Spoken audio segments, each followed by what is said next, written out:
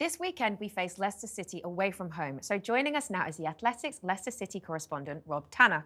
Rob, welcome to Inside Gooners. Good to be on. Very good to be on, indeed. So, Rob, where are Leicester City side right now? They're in a tough position at the moment. Obviously, everybody expected this season to be difficult, coming back into the Premier League and trying to re-establish yourself after the shock of relegation 2 years ago. But it's been a really tough campaign for them. They spent a lot of money, well, comparatively for themselves historically, but 50 million under Steve Cooper, and then sacked Steve Cooper after 12 games. Ruud van Nistelrooy's come in now. He had a run of 7 straight defeats. Spurs helped them out by allowing them to get a win a couple of games ago, but it's been tough this season, and I think you'll find as well on Saturday there's a few fans protesting as well against some of the members of the board. So yeah, it's not a harmonious place to be at the moment. Yeah, no, I can imagine so. Fans do tend to do that. But then, is there any extra hope against Arsenal's depleted forward line, do you think, over the weekend? Well, yeah, possibly. I mean, you're always looking for a little pluses in terms of injuries and that to your opposition, but it's still a very, very strong Arsenal squad that's coming to King Power. And as I said, Leicester aren't in the best place themselves. They have been boosted by the return of Jamie Vardy. Obviously, he scored quite a few goals against Arsenal down the years and nearly wore the Arsenal shirt. And a few others have come back from injury, but it's still a squad that's really struggling really to get going. Clive, you have a question? Yeah, so obviously I thought Leicester played a little bit better against Manchester United, actually. I thought the performance was quite good. Since Cooper's gone and Ruud's come in, have you seen any sort of stylistic changes with how you're playing? Not too many, really. I mean, there's more attention to possession than there was under Cooper. But you're right, the Man United performance was an improvement. I think a big reason for that was the return of Wilfred Ndidi into central midfield. I mean, he's quite an important figure for them. He adds a bit of physicality to their midfield. Him and Bouba Soumaré, I thought, looked really strong against the United midfield in that game, and that gives them a little bit of hope because they've got to start digging in now. I mean, they do knock the ball around. They've got some nice technical players like Bilal El Khanous, Facundo Buonanotte, who's on loan from Brighton, but they need a bit of steel because they're in a real dogfight to survive in the Premier League, and Ndidi's going to be important to that. Rob, I was at the game early on in the season between Arsenal and Leicester, and a lot of people before the game, I think, pegged it as being quite a simple one for Arsenal. It didn't turn out to be that at all. Do you think that will give Leicester encouragement for the turnaround at the King Power? Yeah, I remember that day. I mean, the amount of goals they conceded defensively, that's been their problem all season. They've only had 1 clean sheet, and that was against Bournemouth at home. So it's been a real problem for them in both boxes, actually. But they did show a lot of spirit early in the season, a lot of comebacks into games, and they've carried that on. At Tottenham, they came from a goal behind to win as well. There is some character in this side. They don't give up, but it's just whether they've got the quality. Rory, I have a question for you. How worried are you about Arsenal's depth from the bench? Very worried.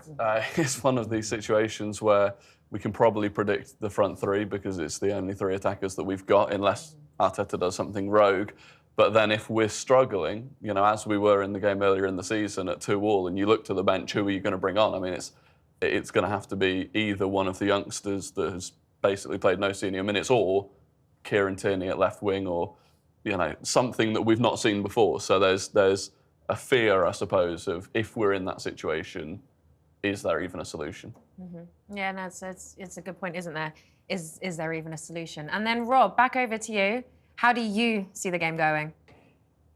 I think I hope the fan protest doesn't affect the players because it's not about them. It's as I said, it's directed to certain members of the board.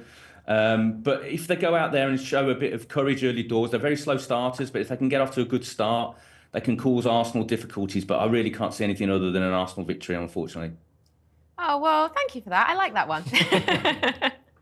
Well, thank you very much for joining us, and enjoy the game. Thank you. So is this game important to have a good performance and set the tone post-Dubai trip? Oh, it's key. It's key because although we're depressed about having no strikers at all, if you win a game, that depression subsides for a while, you know. And So yeah, it's really important. But of course, Jamie Vardy's managed to get himself fit for this game. He's somebody who always plays well against us. I looked at their team that played against Manchester United. It's funny when you're not sure about your own team, the other team looks really good. Really, oh my God, he looks good. But like, yeah, they've scored, I think they've scored 25 goals, a goal a game on average. So basically, we should be fine. But let's just get it done, shall we? Look, I haven't had to get the tissues out for anyone today. We haven't had any tears. You know, we've been upset. We haven't had tears. So, what are your thoughts? Well, I get a notification saying that someone else has got injured. You might. But, I think, this is one of those games that, and I think it's that old adage that Arteta always subscribes to, which is just take it one game at a time. And if Arsenal can get a win in this game away from home at a Leicester side that, you know, as Clive's pointed out, has had some good performances this season. They had a good performance against us earlier in the season. You know, they took 2 very late goals for us to get a result that probably reflected more of the performance. But we just need to get that result. I'd take a 1-0 all day long. You know, just 1-0, park the bus if that's what it needs. And I think maybe that will be a template this season because we know we haven't got many goal scorers in the side at the moment. If Arsenal get a lead in a game, they might just shut up shop and accept that they've got that lead. And I imagine with the players that we've got, we're more than equipped to do that because we've done that to many sides in the past. So, yeah, I'm, as we talked earlier about, excited about the lineup and what we're going to go with. I'm excited about how the players are going to cope with the absences that we've got. And I'm excited to see if we do go a goal up, just how close to the 6-yard box we can sit back. Yeah, look, I think for this game, like I said, we saw this front three against Girona. It was not bad. Yeah. We've got the full strength squad behind it, which even against Girona we didn't. We'd rotated quite heavily even behind them. So I'm looking at it going, you know, we should win this. I'm not blaming the lack of attackers if we don't win this. And if we do, and if we could do it, you know, playing relatively good football and fluid football, maybe we look at it and we go, oh, maybe this isn't going to be so bad, and we get our hopes up, and then they'll ultimately be dashed elsewhere. But it's an opportunity. I think it's an opportunity, especially for Trossard, Sterling, and Waneri, to step up and say, look, stop doubting us. We can do this. So on Sterling, how big of a month is this for him? You know, can he find some form? I think he needs to play off the left. And he's going to get time to do that, I think, due to the fact we've got no one else. So I think he's going to get time to play on the left. For me, he's not a 90-minute player at the moment, but he can do something off from the left-hand side. He can be quite bright. And he has been since the moment he first came. But he's been used on the right a lot because that's where we needed him. And he's not as effective on that side. So if he can do things on left, particularly early, and then we can bring on one of our 5 fit left backs that we have warming up. We can bring them on, and because that's really our real strength is in the squad. And so yeah, he's gonna. If he can just give us half an hour of good play, so we can get ahead, and then we can defend it out. Guy needs a goal. He just needs a goal. This could be the making of him.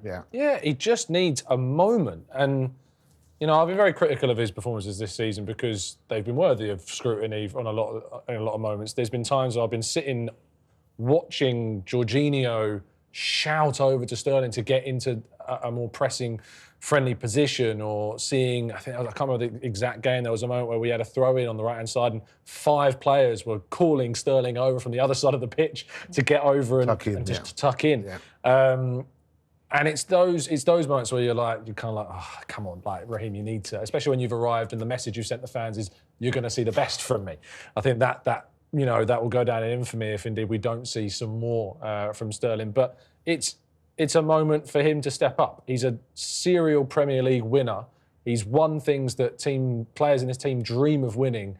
And there's also been a lot of adversity that some younger players that have faced that I'm frankly very glad that Sterling's been there. I saw a video that you did on Miles Lewis-Skelly, and you know, having Sterling there, I think would be really beneficial for some of these young players. But now it's not just what he's doing off the pitch; he needs to do it on the pitch as well.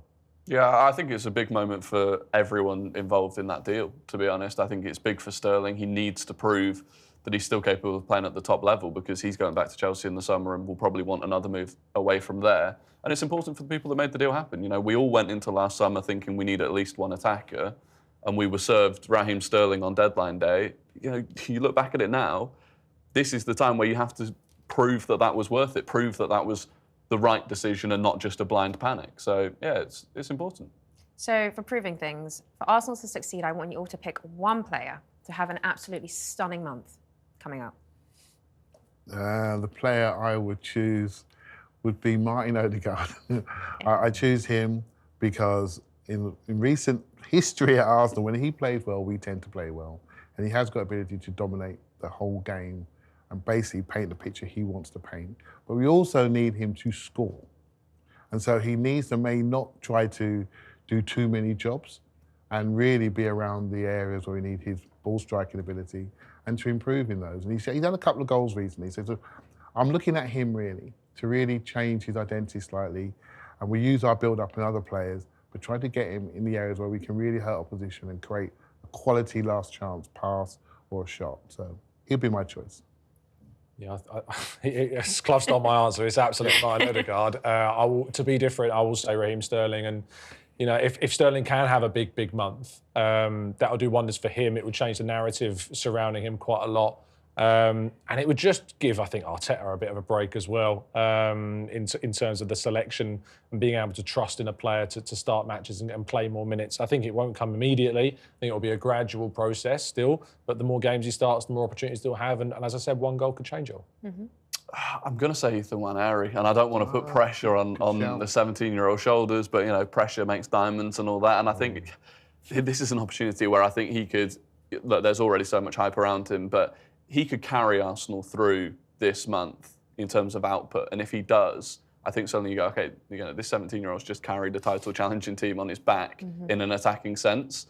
And that'll really, you know, blow the lid off how good he can be. And I think he's got the ability to do it. I really do. We watched a 16-year-old do that for Spain at the Euros. Yeah. So, you know, it's very possible. And then the Champions League. Can you win that without a proper centre forward? Well, you know what?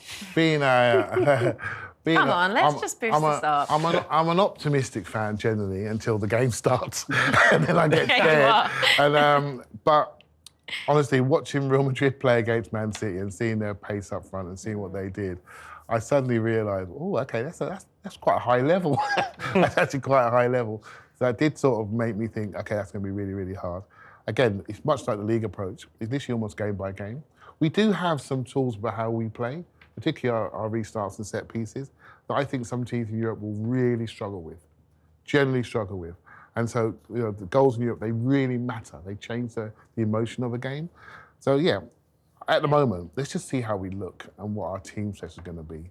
Because Tom just said something there about notifications around fitness. If we were to lose somebody else, where would we be? You know, just turn your notifications off. Yeah, so you never can tell till the team's selected.